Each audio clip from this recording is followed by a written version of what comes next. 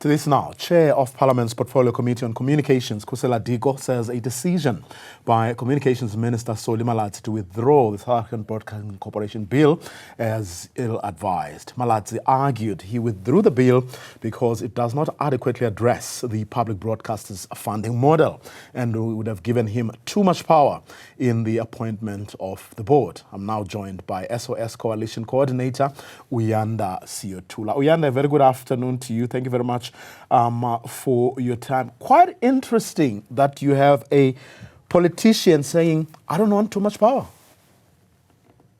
Yeah, it's the first of its kind. And I think really it is quite positive for us. It also just gives an indication that, he understands that the independence of the SABC is actually important because, in the past we've had ministers that wanted those powers and were able to, interfere with, board processes at the SABC.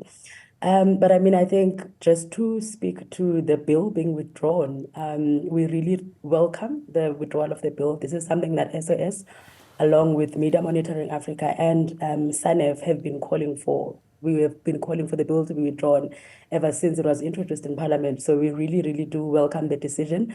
And we're grateful that, the voice of civil society, but also other, parties has been heard in this particular instance. Why? I mean, what for you, what are your biggest concerns? So our biggest concerns, Vuyo, are the two main ones are, what the minister has referred to. The first one is the fact that the bill does not contain a funding model. In fact, it actually gives the minister 3 years to develop a funding model framework, which in fact is not even a funding model. And we know that the SABC is in a dire financial situation and needs an urgent solution. So to have a bill that does not contain a funding model really, really is pointless, which is why we actually, welcome the withdrawal, because then that gives the minister, and the department enough time to engage civil society on, a much proper and viable funding model for the SABC, but also to engage the industry and the SABC, so that, the SABC is more viable and sustainable. And the second issue was the fact that, that bill gave the minister powers to interfere with, the appointment of the commercial board. It also gave the minister, leeway to interfere with processes at the SABC, which is something that we do not want, given that the history of the SABC really is testament to the detrimental, effect of ministerial interference. So we really want a legislation that safeguards the independence of the SABC. The other thing was the commercial subsidiary that was proposed in the bill that would have its own board. The SABC already has a board, and to have, an organization within the SABC that will have its own board really, really was not strategic from our point of view, and it would, really, really hamper processes at the SABC, especially when it comes to reporting, because then, it really just causes, multiple problems at the SABC. And I think the last one that was really, really key to us was the fact that that bill was taking us back, taking the SABC backwards, because it proposed that the editor-in-chief be the CEO and not the head of news. And, our argument is that the head of news is somebody with a journalistic background, makes editorial decisions on a daily basis, and that's the ideal person to be the editor-in-chief. Whereas the CEO that the bill proposed needs to be the editor-in-chief has got no background in making editorial decisions, but is a person that, runs the organization from a business point of view. So those were our major concerns for you.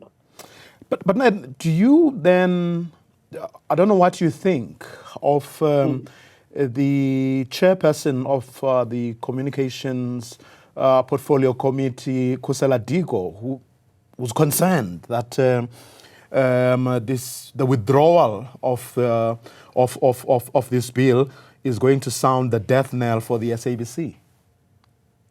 I mean, we don't agree with that point of view, but we understand where it's coming from, because I think from the parliamentary engagements, there was willingness, within the committee to make those amendments, and we know that the legislation allows Parliament to make those amendments. But the issue with us is that the bill was flawed.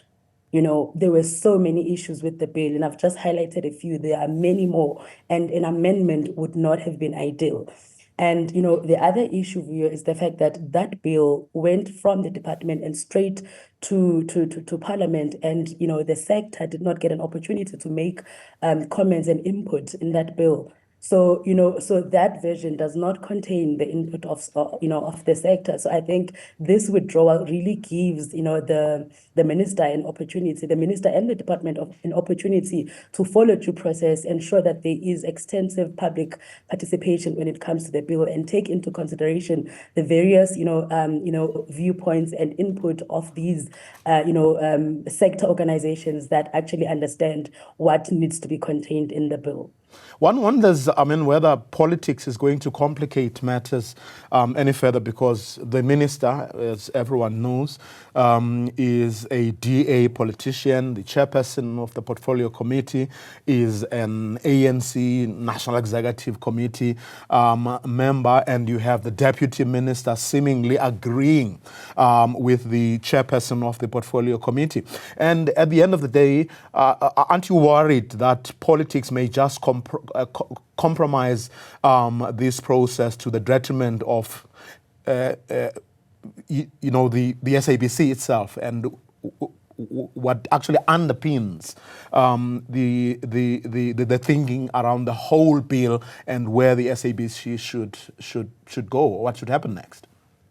No, we were definitely concerned, because we've seen, in the media and on X as well, the disagreements between the deputy minister and the committee chair, as well as the minister. And yeah, we were definitely concerned about that. But I think, we also need to get to a point where we start having faith in our, in our lawmakers, and, hope that they will actually understand that this is important, and that the SABC, as such an important, SOE, needs to, be safeguarded, and it should not get, pulled into, political debates.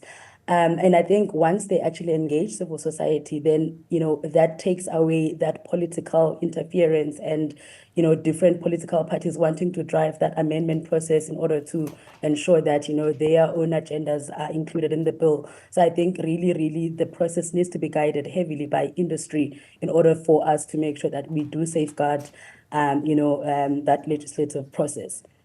Well, hopefully everyone will be committed into the future of public broadcasting, and not really personal or party political ambitions. Thank you very much, though, for your time. Uyanda Siyotula, who is from the SOS Coalition.